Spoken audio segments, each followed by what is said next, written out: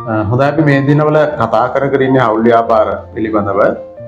කලින් අපි කතා කරා හවුල් ව්‍යාපාරයක ප්‍රාග්ධනයේදී සම්බන්ධයෙන් තියෙන කොන්දේසි. ඒතර අද අපි කතා කරනවා හවුල් ව්‍යාපාරයක ඉන්න පුළුවන් උපරිම හවුල්කරුවන් ගණන පිළිබඳව.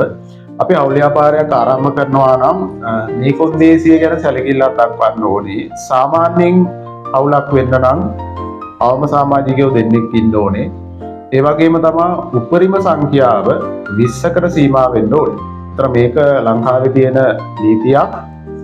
2007 අංක 7 දරන සමාගම් පනතෙන් තමයි මේ නීතිය ඇවිල්ලා තියෙන්නේ. ඒතර මේක ඇතුලේ කියනවා හවුල් ව්‍යාපාරයක සිටිය හැකි උපරිම සමාජික සංඛ්‍යාව 20යි. හැබැයි පනතේ සඳහන් වෙන්නේ මේ විදිහට යම් හවුල් ව්‍යාපාරයක හවුල්කරුවන් 20කට වඩා වැඩි වෙනවා නම් එම හවුල් ව්‍යාපාරය සමාගමක් බවට පරිවර්තනය කළ යුතුය කියන කොන්දේසියත් එක්ක තමයි හවුල් ව්‍යාපාරයක සමාජික සංඛ්‍යාව උපරිම 20ක් කියන කොන්දේසිය ඇවිල්ලා තියෙන්නේ. ඒතර මේ ගැන අනිවාර්යයෙන්ම හවුල් ව්යාපාරයක් තුළ සැලකිල්ල දක්වන්න ඕනේ.